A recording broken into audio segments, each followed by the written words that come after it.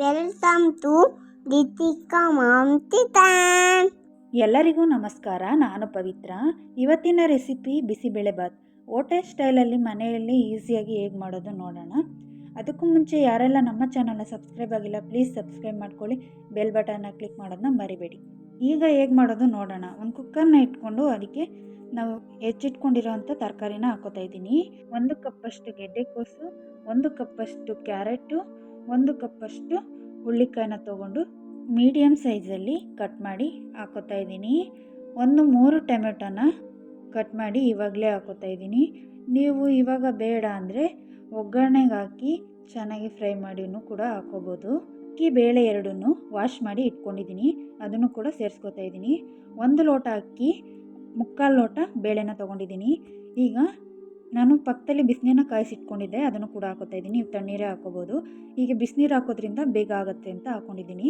1 tea spoon ಎಣ್ಣೆ, ಒಂದು ಸ್ವಲ್ಪ ಅರಿಶಿನ, ರುಚಿಗೆ ತಕ್ಕಷ್ಟು ಉಪ್ಪು ಹಾಕಿ ಲಿಡ್ನ ಕ್ಲೋಸ್ ಮಾಡಿ 1 ವಿಸಿಲ್ ಕೂಗಿಸ್ಕೊಳ್ಳಿ.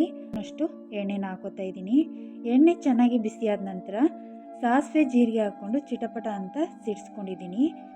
ಸಾಸಿವೆ ಜೀರಿಗೆ ಫ್ರೈ ಆದಮೇಲೆ ಒಂದು 4 ಟೇಬಲ್ ಸ್ಪೂನಷ್ಟು ಕಡಲೆ ಬೀಜನ ಹಾಕ್ಕೊಂಡು ಚೆನ್ನಾಗಿ ಗೋಲ್ಡನ್ ಕಲರ್ ಬರೋ ತನಕ ಫ್ರೈ ಮಾಡ್ಕೊಂಡಿದ್ದೀನಿ.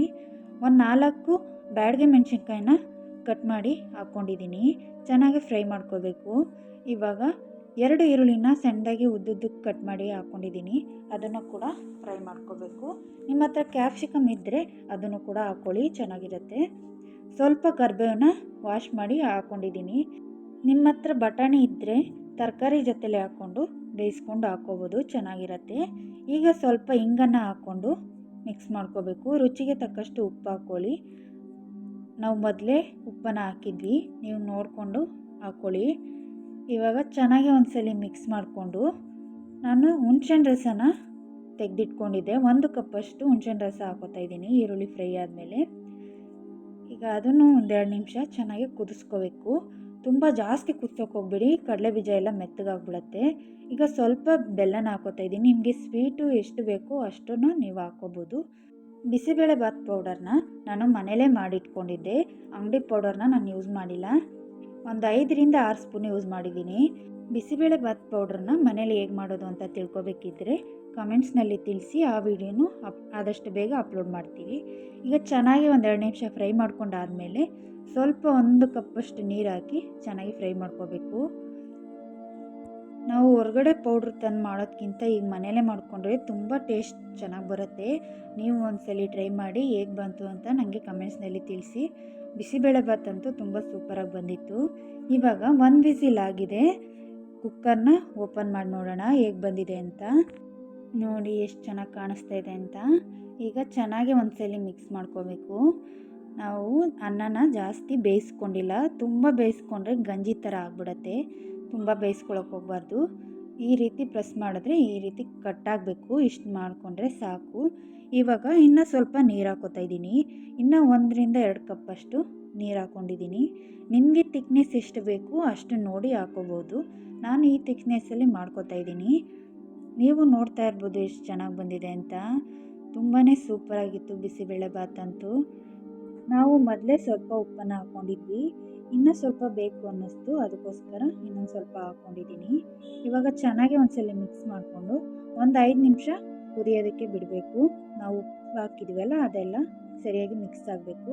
ಇವಾಗ ಒಗ್ಗರಣೆ ಮಾಡಿಟ್ಕೊಂಡಿದ್ವಲ್ಲ ಅದನ್ನೆಲ್ಲ ಸೇರಿಸ್ಕೊಂಡು ಚೆನ್ನಾಗಿ ಒಂದ್ಸಲ ಮಿಕ್ಸ್ ಮಾಡ್ಕೋಬೇಕು.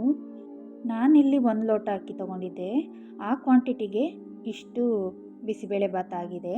ನನ್ನ ಕುಕ್ಕರ್ ಫುಲ್ಲಾಗಿದೆ, ನೀವು ಸ್ವಲ್ಪ ತೆಗೆದಿಟ್ಕೊಂಡು ಮಿಕ್ಸ್ ಮಾಡ್ಕೋಬೋದು. ನಾನಿವಾಗ ಚೆನ್ನಾಗಿ ಒಂದ್ಸಲಿ ಮಿಕ್ಸ್ ಮಾಡ್ಕೋತಾ ಇದ್ದೀನಿ. ಚೆನ್ನಾಗಿ ಒಂದ್ಸಲಿ ಮಿಕ್ಸ್ ಮಾಡ್ಕೋಬೇಕು.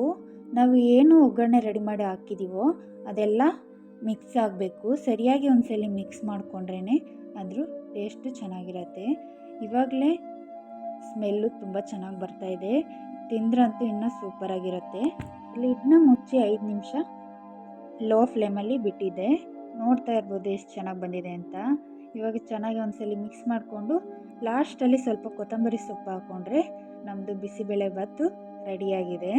ನೀವು ತುಪ್ಪ ಇಷ್ಟಪಡೋರಾದರೆ ತುಪ್ಪನ 1-2 ಟೇಬಲ್ ಸ್ಪೂನು ಸೇರಿಸ್ಕೊಳ್ಳಿ. ನೋಡಿದ್ರಲ್ಲ ಬೆಳಗ್ಗೆ ತಿಂಡಿಗೆ ಎಷ್ಟು ಬೇಗ ಕ್ವಿಕ್ಕಾಗಿ ಮಾಡ್ಕೋಬೋದು ಅಂತ. ತುಂಬಾ ಚೆನ್ನಾಗಿರುತ್ತೆ. ನಾವು ಮದುವೆ ಮನೆಯಲ್ಲೆಲ್ಲ ತಿಂತೀವಲ್ಲ ಅದೇ ಥರ ಟೇಸ್ಟ್ ಬರುತ್ತೆ.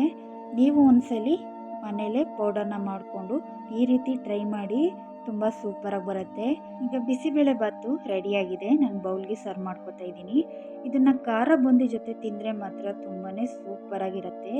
ಮೇಲೆ 1-2 ಟೇಬಲ್ ಸ್ಪೂನು ತುಪ್ಪನ ಹಾಕ್ಕೊಳ್ಳಿ. ತುಪ್ಪ ತಿನ್ನೋದ್ರಿಂದ ಹೆಲ್ತ್ಗೂ ಒಳ್ಳೆಯದು, ತುಂಬಾ ಚೆನ್ನಾಗಿರುತ್ತೆ.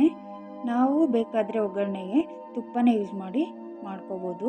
ನಿಮಗೆ ಇಷ್ಟ ಇಲ್ಲ ಅಂದರೆ ಎಣ್ಣೆನೂ ಕೂಡ ಹಾಕ್ಕೋಬೋದು. ನಮ್ಮ ವಿಡಿಯೋ ನಿಮಗೆ ಇಷ್ಟ ಆಗಿದ್ದಲ್ಲಿ ಲೈಕ್ ಮಾಡಿ, ಶೇರ್ ಮಾಡಿ, ಸಬ್ಸ್ಕ್ರೈಬ್ ಮಾಡ್ಕೊಳ್ಳಿ. ನೆಕ್ಸ್ಟ್ ವಿಡಿಯೋದಲ್ಲಿ ಸಿಗ್ತೀನಿ. Thanks for watching.